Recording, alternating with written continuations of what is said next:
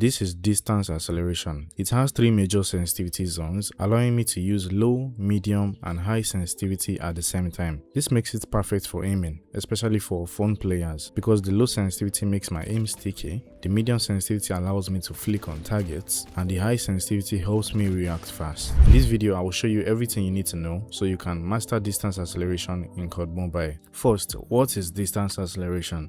You see, we have 3 sensitivity rotation modes in COD Mobile. One of them is distance acceleration. When you have this one enabled, your sensitivity value increases the more you swipe on your screen. In other words, the further you swipe your finger, the higher the sensitivity will feel. This is like moving from a low sensitivity zone to a mid sensitivity zone and then to a high sensitivity zone. Because of this, you can turn slow, then turn quickly whenever you want. This also applies to when you aim with your weapon. You can aim slowly and aim quickly whenever you want. Now, in order for you to understand exactly how distance acceleration works, I want you to know it has 3 sensitivity zones: low, mid, and high. You won't use the high zone that often, and I will explain why soon. The zones can exist anywhere on your screen, but they always start and end in the same direction. This is your phone. When you place your finger on your scope button, that is the first zone, low. As you swipe across the screen, you move into the mid zone, and as you continue, you end up in the high zone. Here is an example. When I slid out of the corner, I didn't move my fingers out of the low zone. This means my sensitivity is low and my aim better sticks to the enemy player. Here it is again. Aim assist works better on low sensitivity. So by making my sensitivity low and keeping it in the low zone, I can aim at targets easily. For the mid zone, here is an example. I pre-aimed this area. I knew an enemy player would come from these 2 angles. Instead of aiming at one angle, I aimed at the middle. Now if you look at it again, I moved from low zone to mid zone. This is what made my sensitivity go from low to fast almost immediately. Because of distance acceleration, I understood that flicking on the target would be easy because I can switch zones almost immediately. This is why I confidently placed my aim in the middle and waited. As for the high zone, here is a quick example.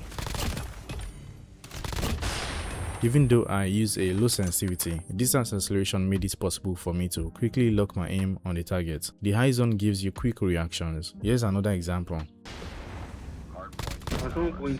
In a nutshell, distance acceleration lets you use both low sensitivity and high sensitivity at the same time, letting you retain a sticky aim because of the higher aim assist that comes with low sensitivity and consistent, accurate flicks. So, the best way to master the zones is to use low sensitivity, then work the acceleration value up.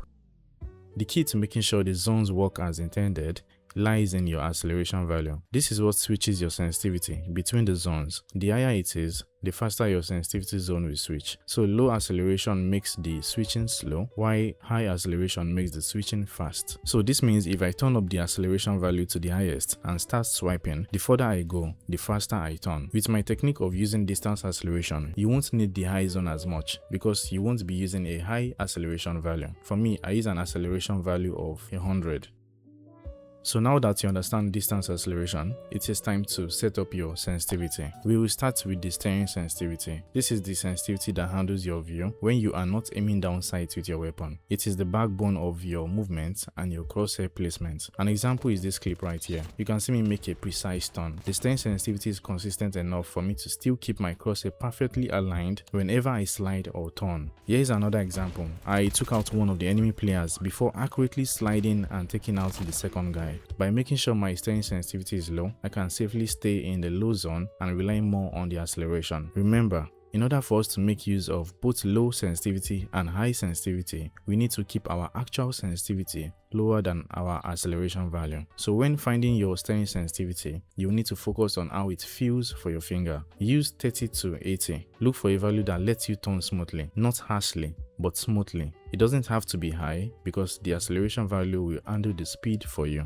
Your vertical turning sensibility is also important, but not as important as your steering. It handles your up and down movement, so get it to a value that's comfortable for you. Here is another example. The low and stable steering sensitivity makes it easy easy for me to maintain my crosshair on the target. In this clip, I switched from ADS to hipfire and still maintained my crosshair placement because my staying sensitivity isn't high. Before we continue, I want to let you know about LagoFast. Now, LagoFast is a game booster that improves your FPS and reduces lag when you play COD Mobile. It does this by boosting your phone's memory and helping you maintain a stable connection with the game servers. And speaking of servers, you can also use it to change servers and play with your friends that are far away. It also supports a custom crosshair feature you can use, where you can customize both the size and color. To get started with LagoFast, just search for it or use the link in the description to download it. Don't forget to use my creator code MOND for an extra day of premium features. Enjoy. Next is your ADS sensitivity. Your staying sensitivity and your ADS sensitivity need to go hand in hand. The ADS sensitivity is the sensitivity that controls your aim. It only works when you aim down sights with a weapon that doesn't have a scope on it. You can use a low ADS sensitivity just like your staying sensitivity. A low ADS sensitivity moves slower and because of this, stays on a target for longer. This is what makes your aim assist stronger, so don't hesitate to abuse it. You can see my aim sticking to the enemy even though it's far away. A low ADS sensitivity helps with long-range targets, while your acceleration value helps with close-range, fast-moving targets. Here is another example. You can see I don't have to move my aim too much. I stay in the low zone and still use the low ADS sensitivity, which grants me a stronger aim. Make sure you use the practice range to find your perfect sensitivity. Track the moving targets. If you achieve smooth tracking, then you have got your sensitivity. After getting your ADS sensitivity, it is time to focus on the other scope sensitivities like your red dot sensitivity, your sniper scope, 3x, and the others. Just use the same technique to find them. I will still make a dedicated video on sniping with distance acceleration, so stay tuned. Now it is time to go into ranked or hardpoint shipment to test out your sensitivity. But remember, only do this after you are done setting it up in the practice range. When you play against real enemy players,